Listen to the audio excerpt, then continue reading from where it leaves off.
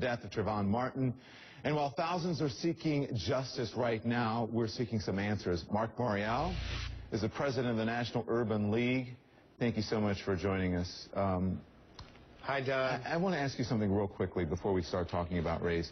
And it's very, I have to be honest, it's very disturbing to me and to many people as we discuss even putting this story on the air about the new Black Panthers offering a reward for the capture of George Zimmerman. Does that do anything? Is that in some way inciting violence or hatred? It's absurd, and it's a distraction. And we're not going to allow anyone to take the focus off the fact that the most important demand is for the justice system to work correctly and properly. And the prosecutor in Florida has the responsibility now to conduct an investigation, which I'm confident and believe should lead to charges against Mr. Zimmerman. We have to stay focused on that and not allow any type of efforts to take and distract and exploit this situation for any other purpose other than justice for Trayvon Martin. Well said, and that is all we have to say on that. I think you put it into perspective. It is a distraction and an unnecessary one. So let's talk about race in this issue. Obviously, race is a part of this, you know, in the story. It's been talked about. But do you think it's really about race, or is this mainly about a bungled investigation? I mean, it's about justice. At the end of the day, it is about justice for Trayvon Martin. And a young teenager, someone's son, someone that so many of us can identify with, a young man on his way to a successful life, whose life has been snuffed out because of vigilante justice.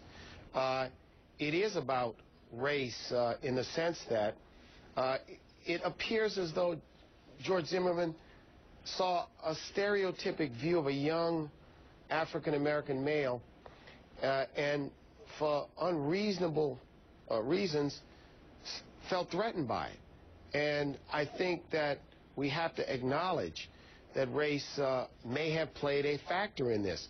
But I don't want any of the listeners, any of the viewers, and any of the broad coalition of people that I think have stood for justice for Trayvon Martin to distract from the fact that you have a crime that's taken place, in my own view. And that crime is a crime where someone's life has been taken away from them unjustifiably. But I tell you, one of the things that's interesting, Don, that's sort of emerged in the last few days is I've been carefully, in the National Urban League, has been carefully looking into these, some people call them stand your ground laws. I call them shoot to kill laws. And what's troubling is that it appears as though these laws, which have spread to some 20 states across the nation, are exactly like voter ID laws. They have a common ghostwriter. An organization called the American Legislative Exchange Council, which has been writing these laws and writing them inside the Beltway of Washington, and then trying to encourage states across the nation to pass these laws. Right there, I want to stop. I want you to listen to former Governor of Florida, Jeb Bush, and then we can talk more about what you're talking about. Take a listen. It appears to me that this law does not apply to this particular circumstance. Stand your ground means stand your ground. It doesn't mean chase after somebody who's turned their back. I want you to keep in mind, too, the Sanford police say Zimmerman told them he lost sight of Trayvon Martin and then he was attacked by him.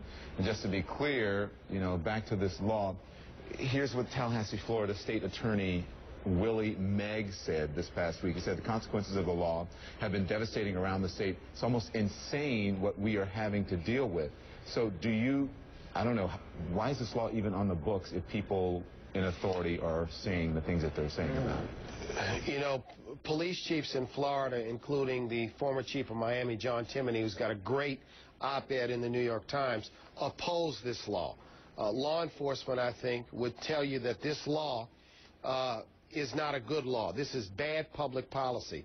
And I hope that the state of Florida would lead the way by repealing this law. I would hope that other states that have passed these laws, which really have come about since probably about 2005 for the most part, would repeal these laws. These laws change the law of self-defense in a material way by saying that a person who felt threatened no longer has a duty to retreat. Right. And it's so important that law enforcement told the legislature in Florida that this law would have bad consequences, and we see the consequences here. But I think Governor Bush, former Governor Bush, of course, saying that the law doesn't apply, certainly suggests that even for those who support the law, who may support the law, that in this case it wasn't applicable. I think the evidence is going to be clear that a murder took place in this instance, and we want this system to do its job. Mark, thank you. We have to run, unfortunately, but I appreciate you joining us here.